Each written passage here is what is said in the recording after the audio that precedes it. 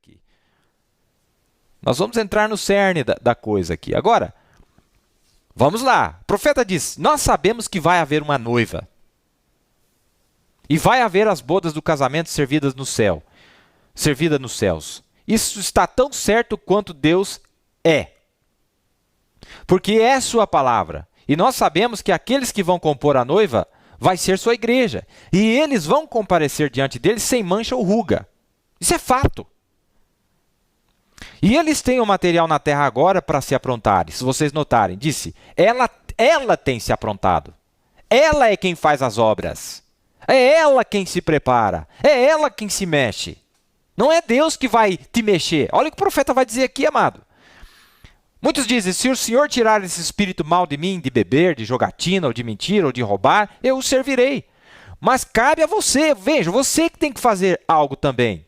Aqueles que vencerem herdarão todas as coisas, diz a Bíblia. Aqueles que vencerem, você tem poder para fazê-lo, para vencer. Você, não Deus. Mombrana foi para uma menina um dia, irmãos. Mombrana foi para uma menina. Olha o poder que você tem. Olha o poder que eu tenho, não Deus. Não o diabo. Eu tenho. Mombrana foi para uma menina um dia e ele disse, você tem fé para ser curada? Ela disse, eu tenho. E o Mombrana disse, ela não tinha fé para ser curada. Então o Mombrana olhou para um candelabro e ele disse assim, você crê que eu consigo fazer aquele candelabro se mexer? Eu consigo fazer aquele candelabro se mexer? E ela disse... E ela olhou para a Mombrana e disse, isso é espiritismo fazer um negócio desse. E a Mombrana, eu pensei que você ia fazer algo, você ia falar algo assim. E o Mombrana olha para o candelabro e ele mexe o candelabro. O candelabro se mexeu sozinho, à distância. O candelabro se mexeu sozinho, à distância. E aí a menina se assustou e disse, isso é espiritismo. E o Mombrana disse, eu pensei que você ia falar algo do tipo. O profeta disse assim, e ela disse, quem mexeu aquele candelabro? A menina perguntou para o profeta, quem mexeu aquele candelabro? O profeta disse, não foi Deus que mexeu o candelabro, não foi o diabo que mexeu o candelabro, foi eu que mexi o candelabro. Esse é o poder que você tem. Esse é o poder que o ser humano tem. Ele tem poder. E é esse poder que você tem que usar para vir de baixo, sujeito à palavra de Deus, para fazer as obras, para mostrar a Deus que você o ama, para mostrar a Deus que você quer servi-lo. É a sua disposição, é a sua voluntariedade. É isso aí. É isso que o profeta está dizendo. Olha, a noiva tem se aprontado. É o poder que a noiva tem de aprontamento. É a disposição que a noiva tem de aprontamento. Você falou, essa parte Deus não vai fazer. Deus não vai fazer. Agora, cabe a você, amado. Está nas tuas mãos. O que você quer ser? Você quer ser salvo? Você quer ser noiva? Ou você quer ser um sodomita? Você quer ser Abraão, Ló ou um sodomita? Está nas tuas mãos. Ele diz, aqueles que vencerem herdarão todas as coisas. Aqueles que vencerem, você tem poder para fazê-lo. Mas você deve estar disposto a deixar, está vendo? Ela tem se aprontado. Oh, como eu gosto dessa palavra. Ela tem se aprontado. Você que se mexeu. Porque tu tens escolhido o caminho mais difícil. Uma vasta porção dos céus por ti esperam. Foi você que fez. Foi você que optou. Foi Moisés que decidiu por vontade própria, voluntariamente, com espontaneidade, ele rejeitou as glórias do Egito. Quer dizer, ele disse, eu não quero isso aqui, eu não quero essa glória. Mas que glória que é essa? Ser o próximo presidente dos Estados Unidos, que era a maior nação que existia na Terra, o Egito. Por que você acha que Moisés foi quem ele foi, irmão? Você acha que Deus faz acepção de pessoas? Eu gostei mais desse, então esse eu vou fazer um Moisés, mas esse aqui é mais simplesinho, eu vou fazer ele um Simão Cireneu. Vai carregar a cruz lá só um pouquinho, desaparece, ninguém fala mais dele. Ou um Matias. É a atitude da pessoa, é a disposição da pessoa com que faz que Deus haja e faça grandes coisas na vida daquela pessoa. Não vem por acaso. Por que você acha que William Branham foi quem ele foi? Ah, Deus aleatoriamente, deixa eu ver, minha mãe mandou escolher. Não é aquela brincadeira que nós fazemos. Deus esperou na sua presciência, na presciência de Deus, isto é, capacidade de olhar para o futuro e ver a decisão que você ia ter, a disponibilidade, a disposição, a espontaneidade, o preço que você estava disposto a pagar. Quando nós fizemos isso, aquilo agradou a Deus, irmão. Amor verdadeiro não pode ser forçado. Se Deus me obrigasse a amar Ele, aquele amor não é válido, aquele amor não tem substância. Ele tem que ser espontâneo. Ele tem que ser voluntário. Ele tem que ser voluntário. Agora, eu não posso salvar-me a mim mesmo, mas aqueles que se dispuseram, aqueles que voluntariamente mostraram através da sua vida que queriam servir a Deus, Deus proveu um cordeiro para eles. Ainda assim você não pode se salvar. Mas para aqueles Deus proveu o cordeiro. Ainda é a obra dele. Não tem nada aleatório na Bíblia de Deus, na palavra de Deus. Abraão não foi escolhido aleatoriamente. Um lado da moeda é que Deus o elegeu. Mas por que Deus o elegeu? Cadê o outro lado da moeda?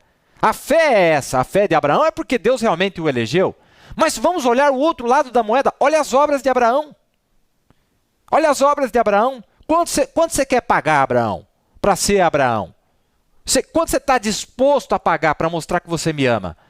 Faça um teste, Senhor. Faça um teste, faça uma prova. E Deus disse, então me dá o seu filho. É claro que Deus ia se agradar, irmão. É um homem que estava disposto a pagar qualquer preço para chegar no céu, para se sentar com ele no trono dele. Mas aqui nós temos a escola arminiana e a calvinista que uma diz assim, Deus me elegeu, Deus gostou de mim, não foi culpa minha. Opa, pera lá. Pera lá. E o outro pensa que as obras dele vai salvar ele. Que as obras dele, somente as obras dele, vai causar alguma coisa. Não é, são as duas coisas. Paulo e Tiago. Por que nós vemos pessoas sendo abençoadas, irmão? Por que nós vemos ministros sendo abençoados? Por que nós vemos cristãos que têm a vitória? Porque eles têm a atitude correta. Eles têm um espírito correto. Eles têm a disponibilidade correta. Ah, mas Deus ama mais aquele irmão. Mas por que Deus ama mais aquele irmão? Por que a Bíblia diz que Davi era um homem segundo o coração de Deus? Olha o que Davi fez por Deus, amado. Sem Deus forçar ele a fazer. Foi espontâneo. Foi espontâneo.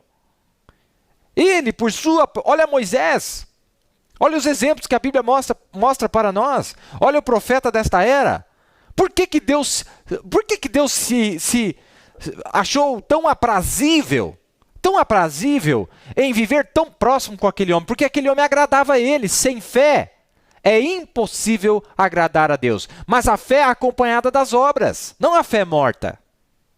Sem fé é impossível agradar a Deus. Então agora, na ótica de Tiago, sem as obras é impossível agradar a Deus. Porque um olhou um lado da moeda e o outro olhou o outro lado da moeda.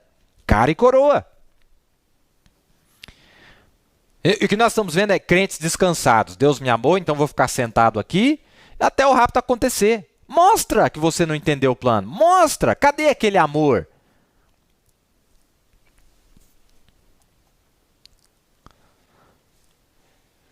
Ela tem se aprontado. Vocês vejam, Deus não poderia nos empurrar através de um cano e nos tirar na outra extremidade. E então dizer, bem-aventurados são aqueles que venceram. Ora, Deus enfiou você dentro do cano, você saiu do outro lado, aí ele diz, bem-aventurados que venceram. Isso não é vitória. Isso não é amor. Isso não é disposição. Isso não é espontaneidade. Nada disso. Deus não poderia agir desta forma. E então dizer, bem-aventurados são aqueles que venceram. Você não teve nada, você não teve que vencer nada. Você não teve que se dispor de nada, irmão. O crente que não se dispõe de nada para servir a Deus é um falso crente.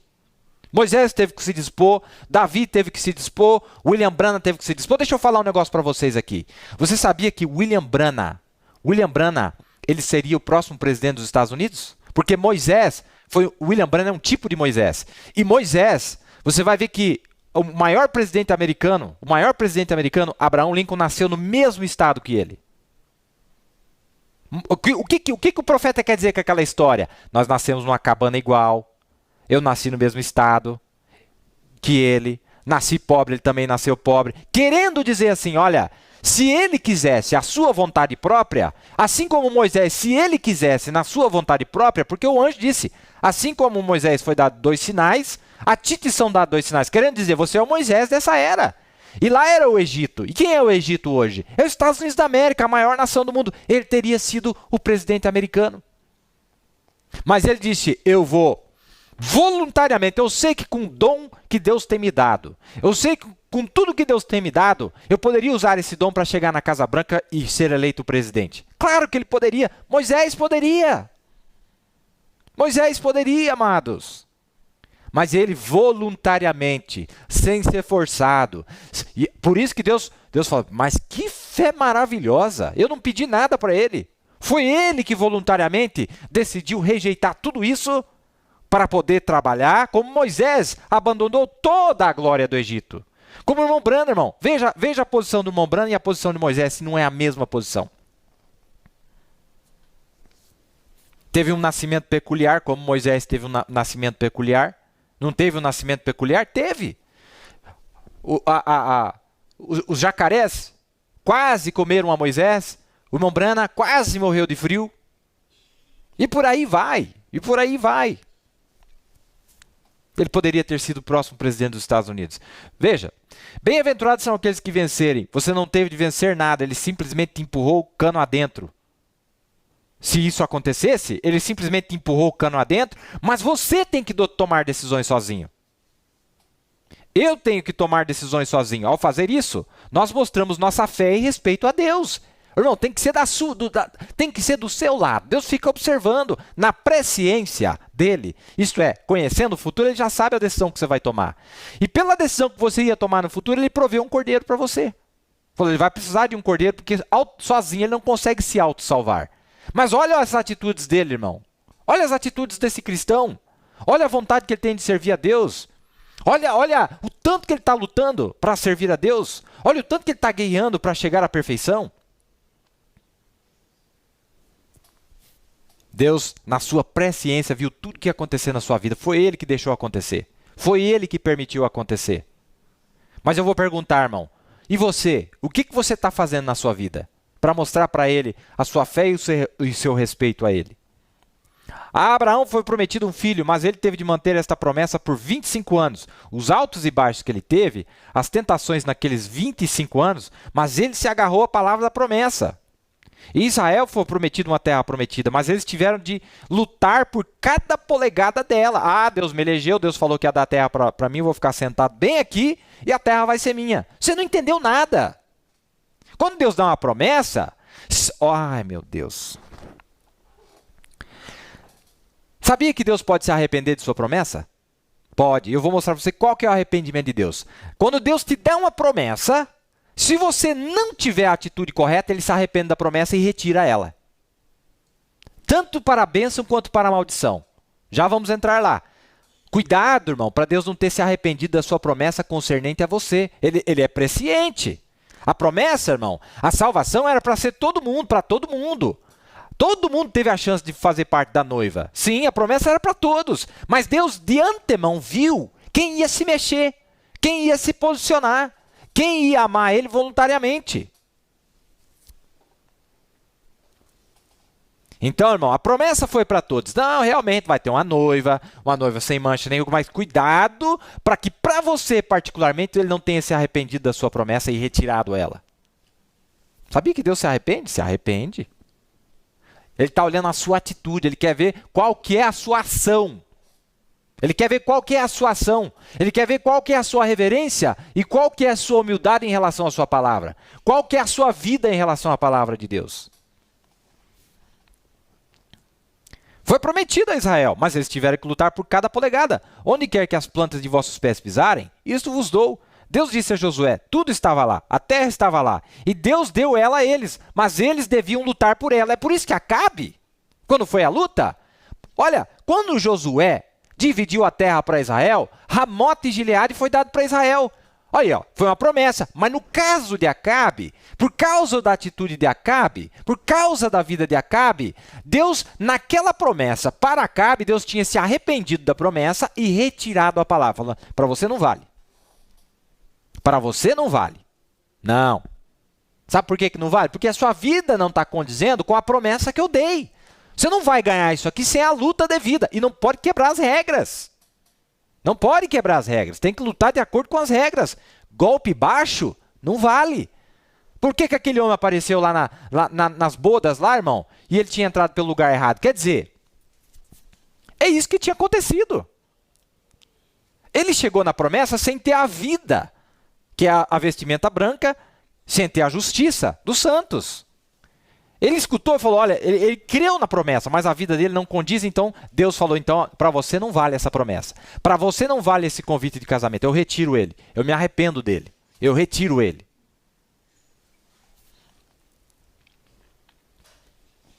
Do mesmo jeito olha aqui, ó. Olha que coisa maravilhosa, você que está doente, você que está precisando de uma vitória, você que está precisando vencer, você que está precisando ter uma vida transformada. A Israel foi prometida a terra prometida, mas eles tiveram de lutar por cada polegada. Onde quer que as plantas de vossos pés pisarem, isto vos dou. Deus disse a Josué, tudo estava lá, a terra estava lá, e Deus deu ela a eles, mas eles tinham que lutar por ela. Do mesmo jeito é a cura divina, Deus tem poder para te curar. Se você tiver coragem para aceitá-la, mas você vai ter que lutar por cada polegada do caminho. Pense nisso, viu? Medite. Não vai ficar escutando as palavras sem meditar.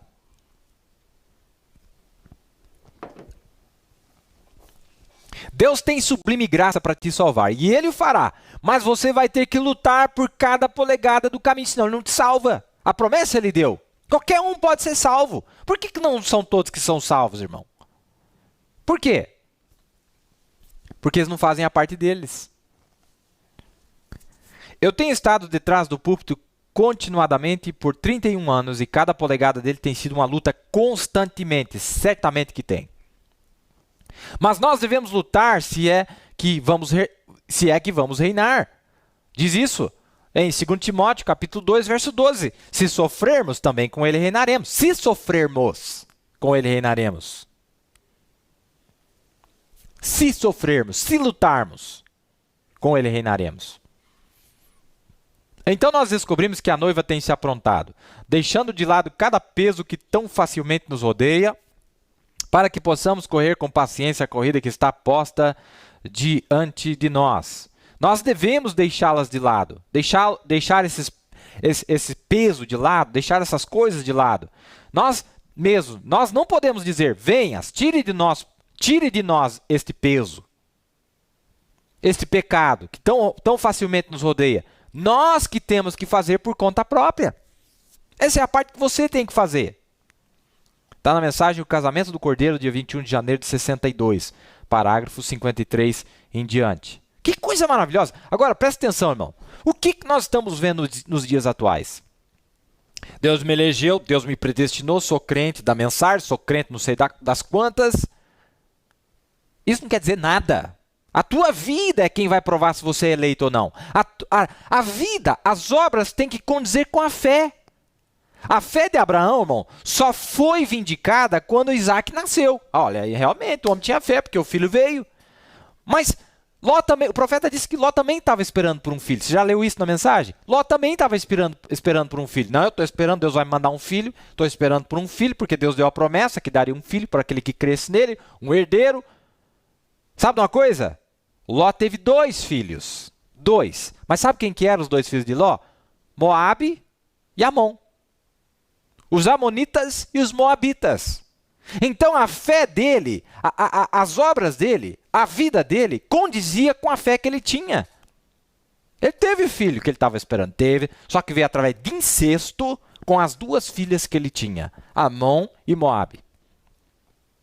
Mas a promessa de Abraão, a fé que ele tinha, foi vindicada, o nível de fé dele foi vindicado pelo nível de obras que aconteceram na vida dele. Olha lá o filho que ele teve. Irmão, o corpo foi rejuvenescido, estava com 100 anos de idade. Você conhece todo o aspecto sobrenatural que rodeou aquele evento na vida de Abraão. Você conhece. Então, irmão, não adianta você ficar falando para mim que você é crente da mensagem. Não adianta eu te falar que eu sou crente da mensagem. Se não houver uma transformação, se não houver uma vida de vitória, se não houver uma vida de obras, não de fé. Ah, mas você diz assim, mas Abraão creu e demorou para acontecer. Verdade, verdade. E a Bíblia diz que ele não titubeou. Mas, irmão, chegou a hora da promessa ser cumprida. Chegou a hora da colheita, não é mais os dias do plantio de Abraão, onde ele começou a crer. Nós estamos no final da caminhada. Aqui é os dias da colheita. É os dias da colheita. Aqui que tem que aparecer esse filho. Cadê o filho que você creu?